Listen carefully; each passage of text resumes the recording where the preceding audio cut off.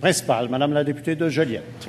Pendant que la bâtonnière du Québec déclare « Clairement, c'est une situation de crise. C'est grave ce qui est en train de se passer. Le budget consacré à la justice est famélique. » Pendant que la juge en chef responsable de la Chambre criminelle, après avoir déclaré ne plus endormir la nuit tellement les délais sont hors contrôle, sort de nouveau de sa réserve pour accorder une entrevue à la caméra, une première de mémoire.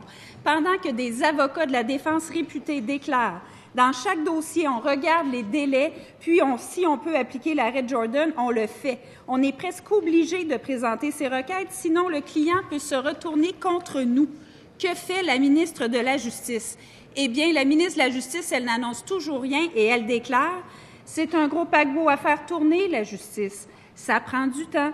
Des procès qui avortent, malheureusement, il y en a eu, il risque d'y en avoir encore. » Vous êtes rassuré, Monsieur le Président? Les Québécois sont loin d'être rassurés, ils sont indignés. Est-ce que la ministre de la Justice peut réaliser que c'est elle la responsable de la justice au Québec et agir? S'il vous plaît. Madame la ministre de la Justice.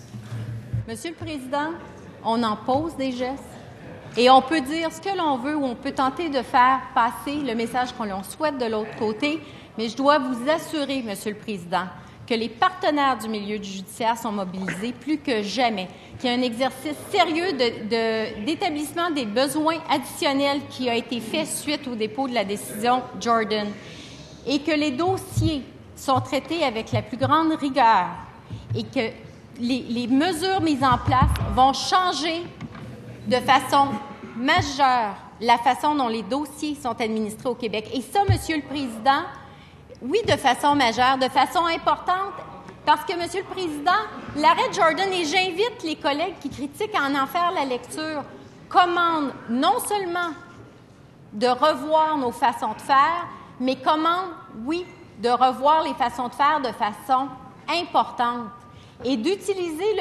et d'expliquer aux gens que ces changements-là ne se font pas par un coup de baguette magique. Je pense que c'est aussi ma responsabilité à titre de ministre de la Justice.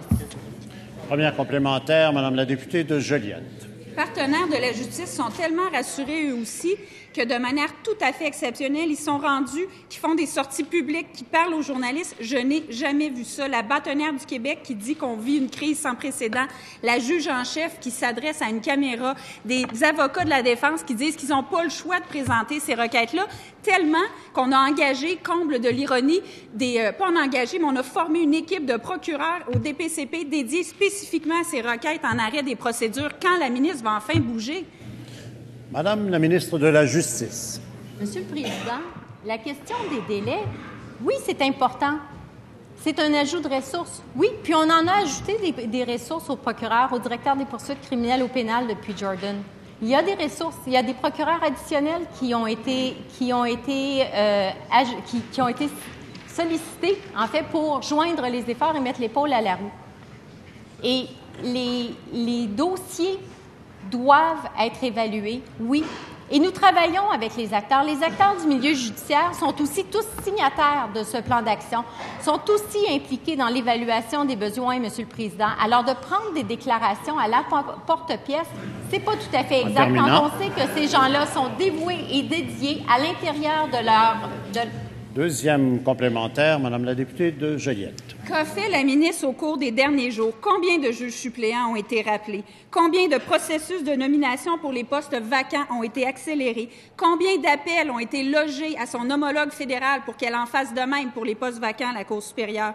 Combien de nouvelles ressources ont été engagées? Combien de directives ont été données pour que les palais de justice puissent siéger le soir ou les fins de semaine pour que de nouvelles salles soient trouvées? Combien de ressources de plus engagées au DPCP? Agissez, Madame la ministre, on attend des gestes concrets. S'il vous plaît. Non. La réponse est non. Madame la ministre de la Justice. Il y a des gestes concrets qui ont été posés, Monsieur le Président.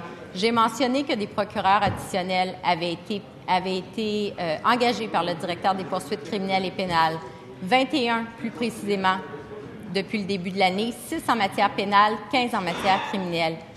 Monsieur le Président, on a ajouté une visioconférence pour permettre la comparution à partir du centre de détention de Bordeaux pour limiter les délais dans les déplacements des détenus. On a ajouté et on optimise les salles de cours. On a ajouté 60 jours de terme de cours l'été dernier à la Cour du Québec à Montréal parce que les tribunaux doivent aussi siéger l'été. On a ajouté des durées, des séances dans les différents districts. On a mis en place des mesures pour accélérer le traitement des dossiers, Monsieur le Président, parce qu'on est convaincu que le